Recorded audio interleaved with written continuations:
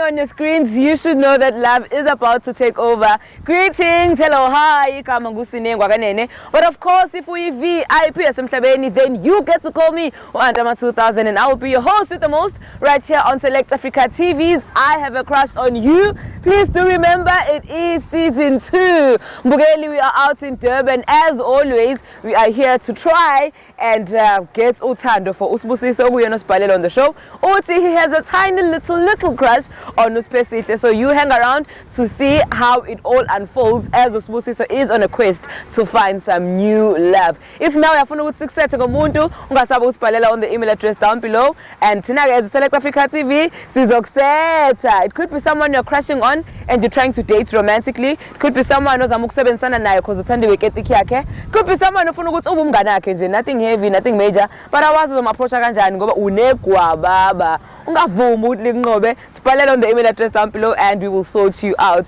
Please also follow us on social media, TV everywhere, and also remember to follow and subscribe to this awesome channel right here on YouTube. So lapho nami ngangisele kuni zokuxhumana ngusinengwa kanene, but okwamanje ngicela ukuthi ungilandele as we try to check out how today's episode will unfold. Happy Tuesday and welcome to the show. Kumele ngi-assist cause mina nawe kuyomele sigcine sithandanile. Select Africa TV channel and akukho omunye uthando lwakho kimi lwanele. I can't wait ufike kithi emagcekeni uShanel noma ubuye esipani ngikuphekela ufike ukhathele. Hey, I have a crush on you. I have a crush on you.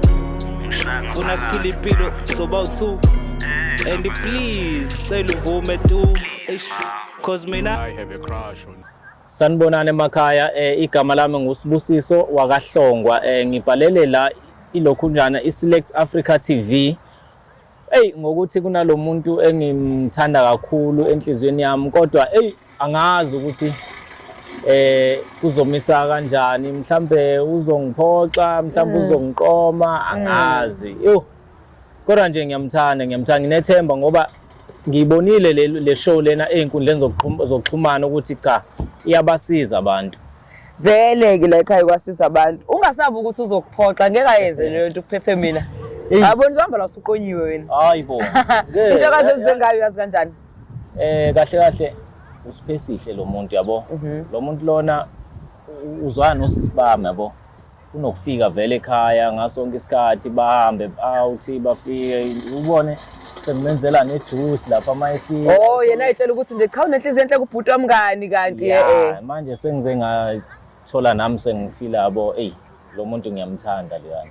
Yini echazayo ngaye? Sekunesikhathi eside ngimthanda. Kodwa manje akulula ukuthi ngimtshele lo muntu ngoba manje inkinga usengithatha as ubhuti wakhe and vele kuba kanjalo.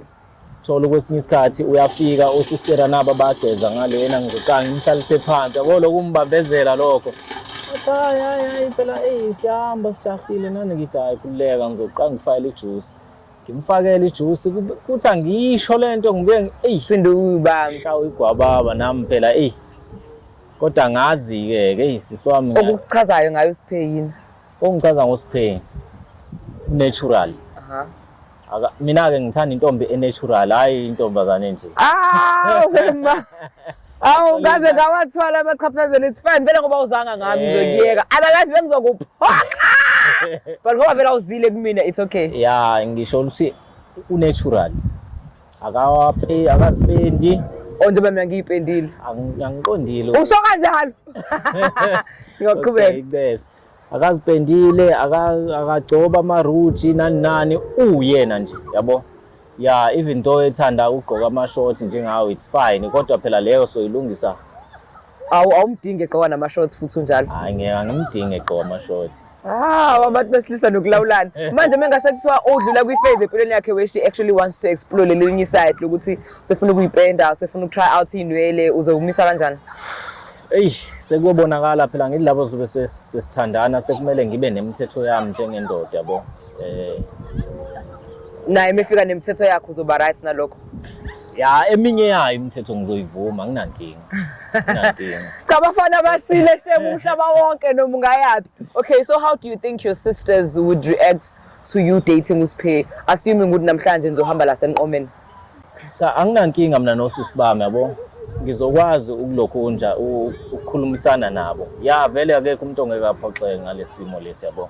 Kodwa nami phela ngisho into umuntu Nkosi yami umuntu nami yabo onemizwa onemizwa and futhi ngicabanga anginayo intombi.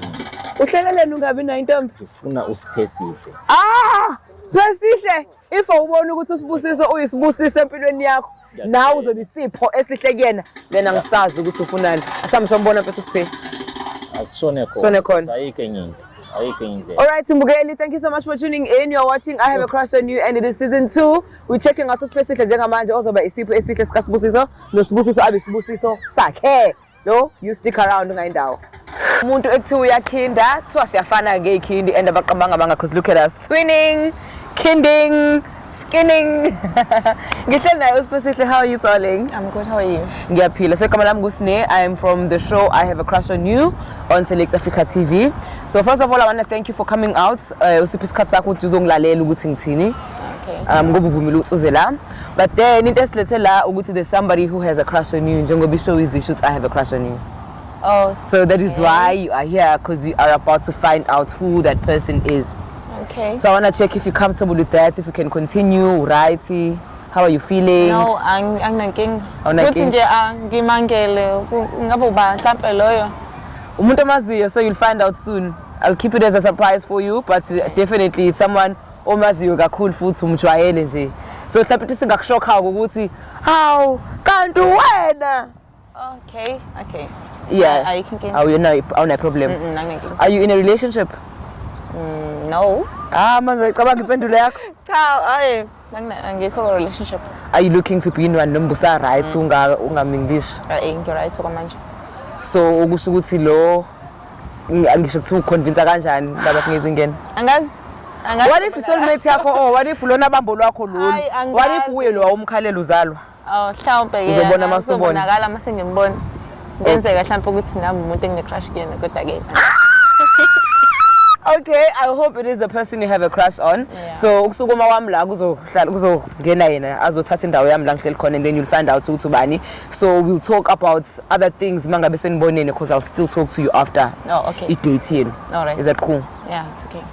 Alrighty, we are bringing in the guy. So please wait alongside with Uspe so you'll get to see who this crush is. Hey, unjani? Ngiyaphila njani? Guys. So wena lo? Hey, ngithawo. Ngiyaxolisa ukuthi mhlambe kenze njengento engenzile njenganamhlanje yabo. No ungamangali. No, into engi-understand kakhulu indaba yokuthi kuthiwe you have a crush on me. Basho kanjalo phela mina bangitshela. Ya into kanjalo yabo. Kodwa ke yeah, all right. Wow, So ixoxa le. Ngiright. Hayi. No, iba right mfethu khuleke. Breathe in, breathe out. Njengamanje ngikhiphile awu. Singakwazi ukukhuluma lento ofuna ukukhuluma. Ngikhiphile, cabanga mfethu buka ulwandle, ngikhiphile kumnandi. Hawu. Uyazi umbalo ukuthi la? Uyazi umbalo uthi indaba. I mean, she's my friend. Wena uzongitshela lento ongitshela yona. Understand. Ngoba phela lo sisongichazelela ukuthi there's someone who have a crush on me and shuthi lo muntu uwena. And wena ubhuti kamngani wami. Yes, into kanjalo naSiphesihle. Yazi into kanjani lalela. Ngiyazi ukuthi uyafika ekhaya umngani nabasinosisi bami. Yeah. Uyakwazi lo. Yinhle vele ibondi yeni nami ngiyayithanda indlela enabangani ngayo. At least uyazi lo. Kodwa kunento engifuna ukwazisa yona yabo. Ukuthi phela nami yabona njengendoda mfethu ezinye izinto angikwazi vele ngikutshele nje esihlangalaleni yabo. So ukhetha ukuthi uzongitshela la. Angikwazi vele ngizisho nje uqala uma niyazwana. So ucabanga ukuthi uma uzoyibona lento le? Kuleka ngalento le. Ngikhululeke. What do you mean ngikhululeke? Kuleka hawu. Cha usisi wakho uyakwazi ukuthi la yini yana ukuthumile? Ngimdala Siphe. Asikho isidingo sokuthi ngazi sosisi bami. Fethu uyazi ukuthi wena ufana nobhuti kimi.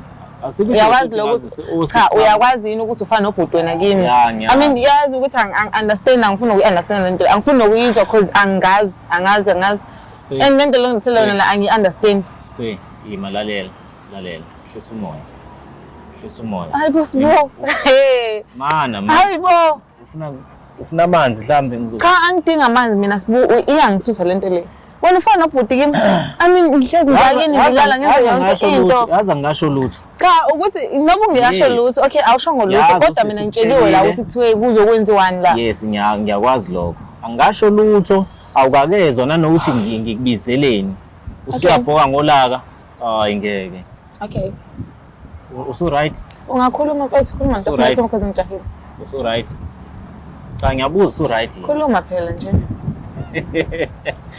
kunjani masudiniwe angikwazi mina njena mfethu hayi into kanje yezo kahle ngibhalele lolu hlelo yezo iSelect Africa TV ukuthi mhlambe ngizokhuluma nawe yabo mina mfethu ya vele usufikile ekhaya nani umngani ekhaya mhlambe sengifana nobhuti wakho kuwena ngiyazi yonke leyo nto leyo kodwa iqiniso likanje awuyena ubhuti wami asihlobene mina ke kahle engizofisa ukutshela namhlanje ukuthi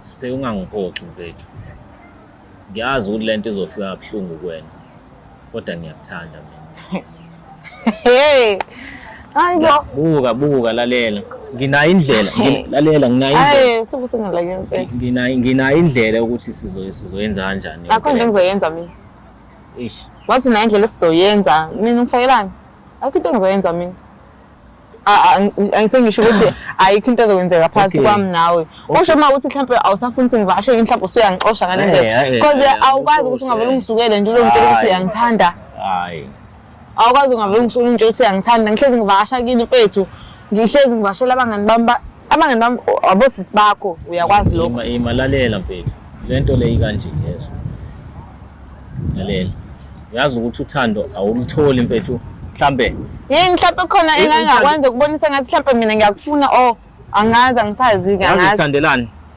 yazi thandelani imakutshela buka nje umuhle kanjani oqala 1 okwesibili mfethu ngithandiswa ukuthi wena unaturally awuzenzi inwele zamafake futhi nje awuyipendi angaze ngubone uwenye into uhlezi uwena manje ubona ngathi mina ngile nawe lalela sonke lesikhathi mawufika ekhaya mhlambe uyafika laphana ngikwenzela ijuice kwesinye isikhathi ngikunikeza ngikubambezela lapha endlini yabo uthi mhlawumbe osistera abangale uyababuza mina ngisuke awanda ngathi uma wakho mase lento le imalalela osisi bakho bona bengathini usikufako manje osisi yenze njani into yami nawe yakho ungifake indabeni zakho hey awukahle singifake indabeni zakho yakho ungathi yami nawe eyakho wedwa uyacabanga mfethu akekho umuntu okuthanda njengami hayibo oqala yena ngiyazi nale boyfriend othandana nayo mhlawumbe mawukuthi khona ngazi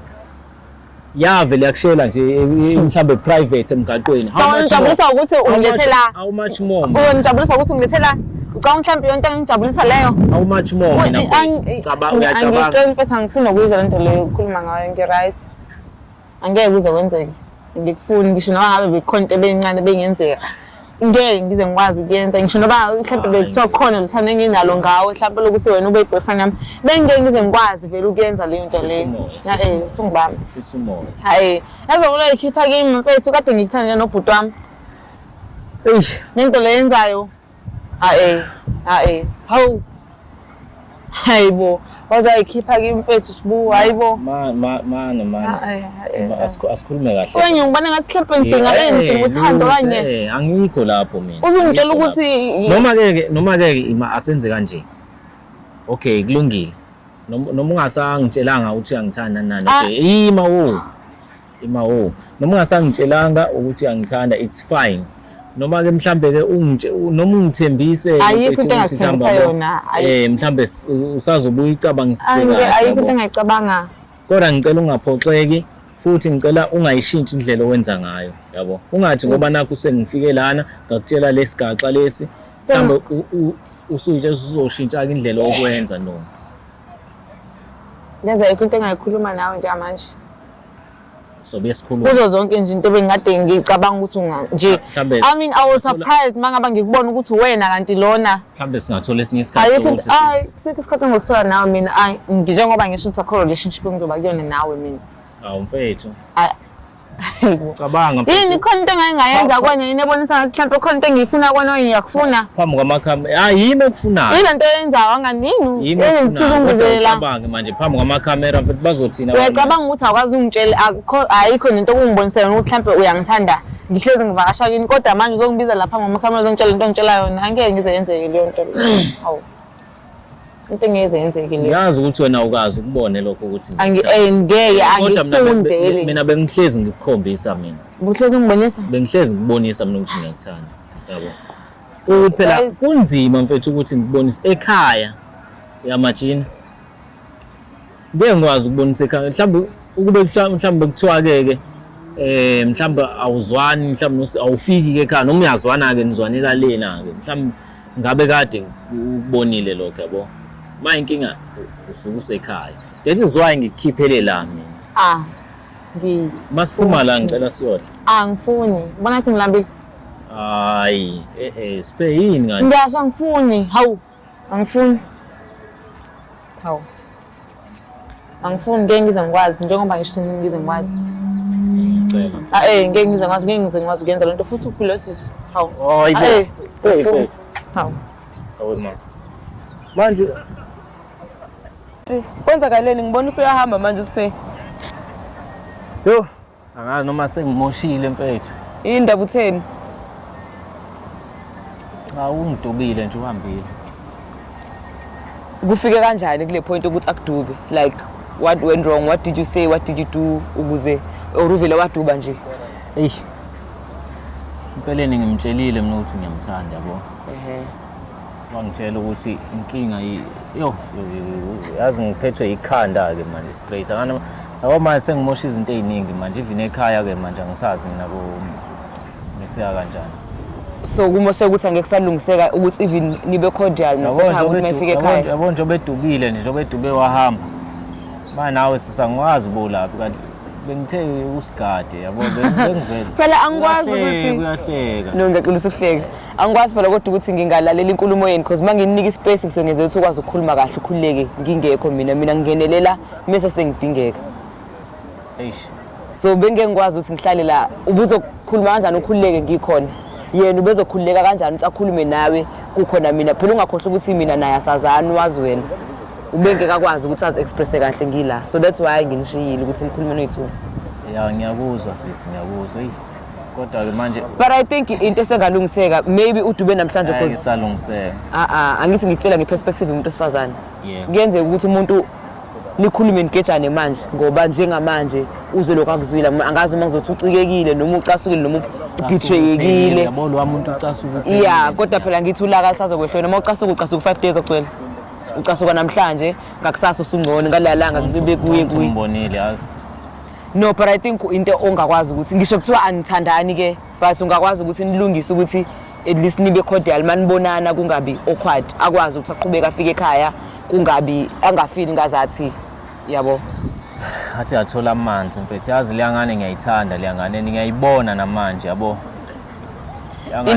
into emphatha kabi yini ukuthi ubhuti awabangani bakhe into emphatha kabi kakhulukazi into emphatha kabi kakhulu yokuthi mina usengithatha njengobhuti kuye yabo so ufila ngazathi ushelwa ubhuti wakhe manje ufila ngazuthi ushelwa ubhuti wakhe and manje futhi uzothini na kosisibami yayizwa leyo nto ileyo nto ayisho batshela uze mfethu ucabanga mfethu ngitshela nangoma uthi uma wakho uyazi ukuthi la uma wakho uyazi ukuthi ungitshela lezi zinto kodwa phela honestly speaking umuntu mfethu I mean ngiyamuzwa naye ne angisho ukuthi ube wrong I totally like I get where she's coming from naye ngoba vele ukuzoshelwa umuntu omthatha njengobhuti but I don't think it's that deep ukuthi sengaze kuthiwe uma wakho uyazi ukuthi la because it's not like nayo imizwa ya nginayo imizwa kodwa phela yazi ngimoshile and ekugcineni kosuku anihlobene ngegazi nalomuntu ngimtshelile ukuthi asihlobene uyayizwa leyo nto le kungcono ngoba usuyangitshela nawe uyayifila into engiyifilayo mfethu ngiyamtshela asihlobene nakancane into enenza ukuthi manje kube ngathi nomndeni ukuthi uhleze ekini ngobuze kosisi bakho but yena akayena usisi wakho akayena futhi ukhazini yabo. So this is why I'm saying to you into esengalungiseka maybe today it's because usaqasukile but mangase kuthi umnika izinsuku uphinde ukhulume naye uzokwazi ehlisa umoya uzoza kanjani ngeke adinwe unomphela angitheni usabathanda usisi bakho ngoba abangani bakhe ngeke ayeke ukuza kini ukuzobona abangani bakhe just because ugejene nawe today. So that's why ngithi namhlanje it's fine imiyeke ngoba ucasukile but kuyomele ngolunye usuku umkhulume naye mayesehlisa umoya nilungisa ukuthi ke at least ayikwazi impilo ukuthi ayiqhubeke. Yazi into eyinkinga manje ngconto nginayo inamba yakhe anginayo ucabanga inamba yakhe ungakayithola inamba utho phela mina lo muntu uhleze esekhaya yabo hlezi uyafika ekhaya njalo uzovashela osister yabo nami ke phela bengengikwazi vele ngivukuza inamba kuyena nje just kanjalo uzothi ngizoyenzani osisi bakho ubungakaze nje ubanikeza ihluyo ukuthi usister angangamtshela kudala wathini nathi wena yabo yawazi amantombazana wena manje yabona nje ngiqonde nginamba bengomfonela manje nayi isolution mina ngaba nayo for you wena ngoba usisi bakho uyazwana nabo wena khuluma nosisi wakho koyedwa wabo ubona ngazathi kuyaxoxeka naye vele bazoyibuka episode bazogcina bazi so akusiza ukuthi ungabatsheli oyedwa wabo uyena ozokwazi akusiza ngithi usisi wakho umngani noSiphe uyamazi Siphe uyazi ukuthi mayidiniwe umqofapho ukuze ayehlisa umoya so wena cela usisi wakho ukuthi akusize akuthole isolution noma akuthole indlela ukuthi uzokhuluma kanjani noSiphe ukuze ulungise le mess enzeke namhlanje. I can promise you one thing angeke adinwe nomphelo ngintombazane nami ngiyazi ngeke akwate u5 days ogcwele angeke akekho umuntu okwata kanjalo onormal so udiniwe namhlanje but tomorrow uzoba ngcono ngakusasa bengcono kakhulu ngalelalanga kofika usuku la ese right khona ngabe nankingi umthole ngalolo suku serehlile ulaka bese ukhuluma kahle naye ucela usisi wakho akusize wazwangehlisa uyatatazela yehlisa umoya isemhlabeni la lise kanje ziyenzeka kodwa wena mfethu lo engimshelile uthe wena awubafuna abayipendayo emashiyeni kulungile hayi no but on the real I think usadiniwe cause namhlanje but give her time kuzokumakhamba isikhathi usumthola kahle sehlisile umoya